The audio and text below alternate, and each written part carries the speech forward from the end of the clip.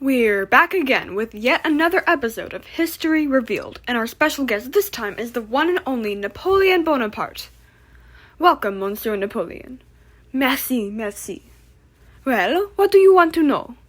Well, okay, then the first question is, what are some of your proudest achievements?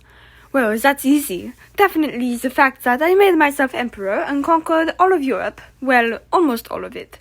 Those cursed Brits and Russians. I can imagine that the Russians especially were a bit of a bother. Oh, so we're bringing that up. I mean, it's one of the things they're most known for after all. It would only be appropriate to talk about it in this interview. Well, if I must talk about it, then I have a lot to say. Great, please continue. First of all, it was not my fault. Nobody told me how cold it would get in Russia. If I had known, I certainly would not have sent my troops to their deaths. And the Russians getting rid of all their resources along the way was just foul play. Unfortunately, I had to resign my rule and I was exiled to a small island near Italy. Wow, seems like things were really against you. That is an understatement, but it gets better. The new king of France was inadequate, to say the least.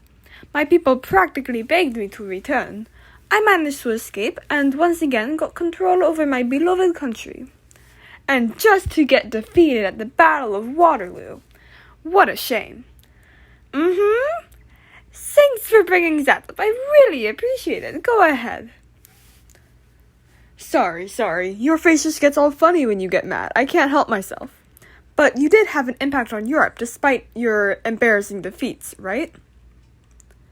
That is true. During our glorious conquest of Europe, my men spread our ideas from the Enlightenment to countries. And I believe that because of this, nationalism, conservatism, and liberalism were created. Those are still around today, you know. Yes, I am aware. I'm going to get a croissant. Wow, what a guy, am I right? Thank you for being on our show, Napoleon. Alright, folks, we'll see you tomorrow with another episode of History Revealed. Au revoir. Welcome back, folks. Today on History Revealed, we have another special guest with us. Please welcome Simon Bolivar. I'm glad I could be here. And we're glad to have you. I'm a big fan. So, Mr. Bolivar, tell us about some of the things you did for the people of Latin America. Well, as you've probably already heard, I was a revolutionary leader in the 1800s. As a Creole, it was only right for me to lead the revolts against Spain. With my astounding leadership, I ended up bringing freedom to many different countries such as Colombia, Ecuador, and Venezuela. That's incredible! What caused you to be able to do this? I would have thought that the Spaniards would have kept good track of their colonies. Well, you see, Napoleon's army had taken over the Spanish throne, so they were preoccupied, to say the least. What convenient timing! Indeed, it was very convenient. Anyway, what happened after you freed those countries? Well, my initial goal was to unite all of those into one huge country, but my plans kind of fell through. Oh, could you tell me more about that? No. But I will tell you more about the Creoles. Oh, well, go ahead, sir. So, in my time, the social status one had played a big part in their identity. Back then, your social status relied on your race. My race, the Creoles, was objectively the best. It was kind of like we were the best of both worlds, Spanish blood but born in America. Go on. Obviously, the Peninsulares couldn't lead the revolution because they were the ones with all the perks already, having been born in Spain. We were the next highest rank and the clear choice to lead. I see, and I'm going to backtrack real quick. So when you liberated those countries, you wanted to combine them into Gran Colombia. And yes, I managed to combine them for a bit, making myself the dictator of the country, but I gave up the throne after an attempt on my life.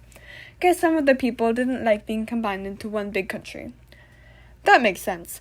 How do you think combining those countries affected modern-day South America? If I had to guess, I would say they probably are more connected to each other than they were before. The cultures there are very rich, and they're all different, but now they also have some similarities too. And obviously, I saved them from still being stuck under Spanish control. Well, you weren't the only... Alright, folks, that's all for today. Thanks for having me. Hasta luego. Yep, we'll see you tomorrow on History Revealed for another special guest. Adios. Welcome back yet again, everyone. This time with me, I have Adam Smith, a man who, I'll let him tell you. Welcome to History Revealed, Mr. Smith. So, Adam, can I call you Adam? Great. So, Adam, you are a philosopher and an economist, right? Well, my sources say you are. That's so interesting. Can you tell me more about your opinions on the economy? Book? Yes. What book? Mine. Yours. Your book, like one that you wrote?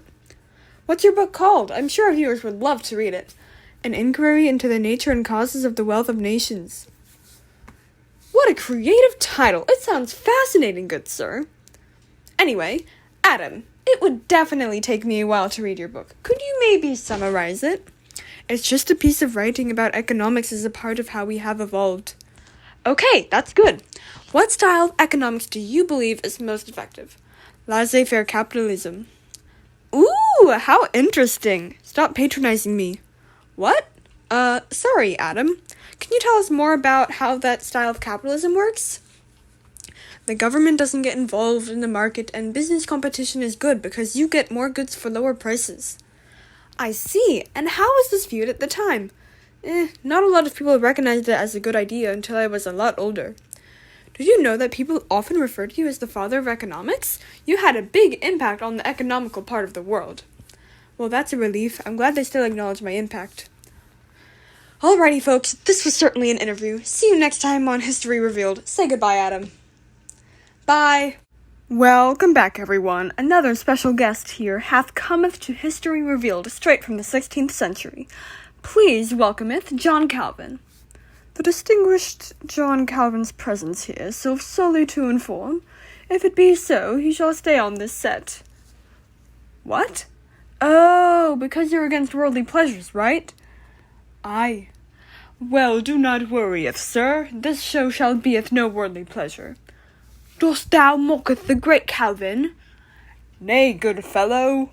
Okay, I can't keep this up. So, you invented Calvinism. Tell me about that. 'Twas to reform the awful Catholic Church. Martin Luther did inspire Calvin so, and he decided to follow in his footsteps in Protestantism. While Martin Luther created Lutheranism, Calvin created Calvinism. It started in Geneva, in Switzerland. It saddens Calvin still that the people of Geneva requested his leave from the city after he enforced his religious policies, but after several years begged for his return.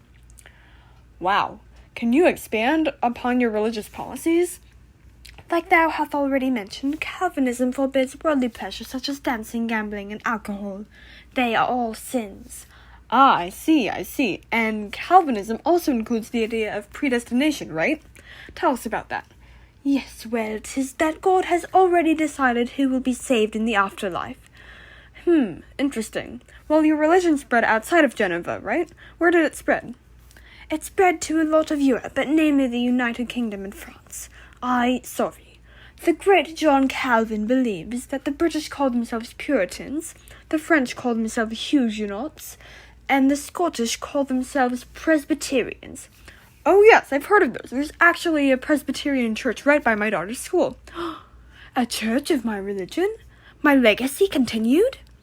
Yeah, I would have thought that you, knew about this, considering you're somehow in the present in this interview. Wait, how are you even here? Never mind that. Tell Calvin what else he's done. What? I'm supposed to be interviewing you, not the other way around. Okay, let me think. You know the Puritans? Aye. Well, they sailed over to America as pilgrims and landed in the New England area.